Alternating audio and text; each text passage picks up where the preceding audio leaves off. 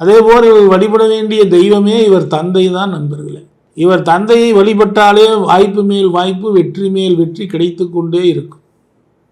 அது மட்டுமல்ல, திருச்செந்தூர் முருகனையும் திருவண்ணாமலை ஈசனையும் வழிபட்டாலும் மிக பெரும் வெற்றி கிடைக்கும் நண்பர்களே.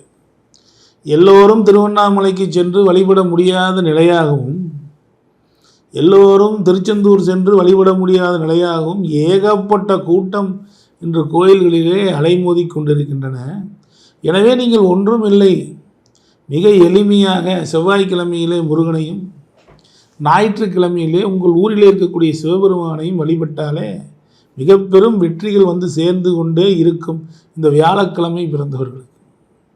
அதேபோல் நோய் என்று வந்துவிட்டால் இவர்களை பொறுத்தவரை, அதேபோல் இவர்களுக்கு குழந்தை என்று பிறந்து விட்டால் இவர்களுக்கு குழந்தை சம்பந்தமான ஏதேனும் ஒரு பிரச்சனை, ஒரு கவலை, ஒரு தொந்தரவு அல்லது ஆண் வாரிசு சம்பந்தப்பட்ட ஒரு கவலை இருந்து கொண்டே இருக்கும்.